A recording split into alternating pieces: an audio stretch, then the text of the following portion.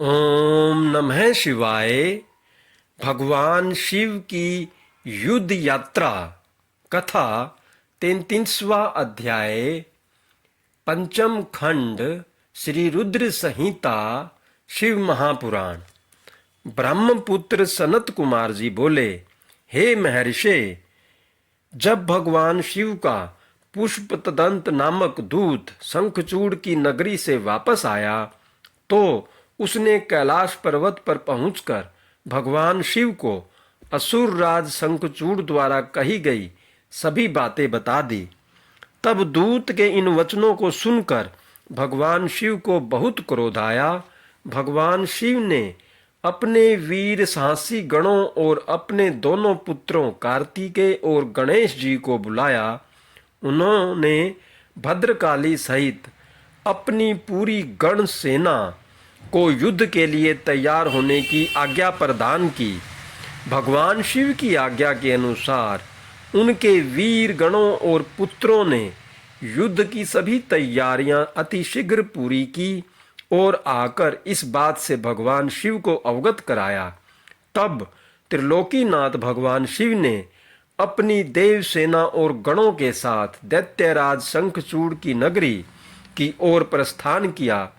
पूरी शिव सेना प्रसन्न मन से भगवान शिव की जय जयकार करती हुई आगे बढ़ रही थी। उनके प्रिय पुत्र गणेश और कार्तिकेय सेना के अधिपति के रूप में अपनी सेना का नेतृत्व कर रहे थे। भगवान शिव की सेना में 8 भैरव, 8 वसु, 11 रुद्र और 12 सूर्य भी सम्मिलित थे। अग्नि, चंद्रमा, विश्वकर्मा, अश्विनी कुमार, कुबेर, यम, नरश्रुति, नलकूबर, वायु, वरुण, बुध और मांगलिक ग्रह नक्षत्र भी भगवान शिव की सेना की शोभा बढ़ा रहे थे।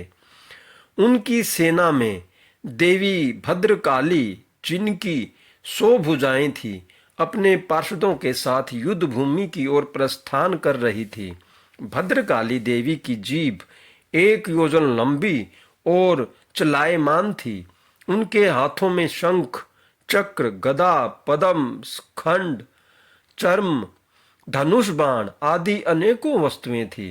भद्रकाली देवी के एक हाथ में 1 योजन का गोल खप्पर, एक में आकाश को स्पर्श करने वाला लंबा त्रिशूल तथा अनेक शक्तियां विद्यमान थी।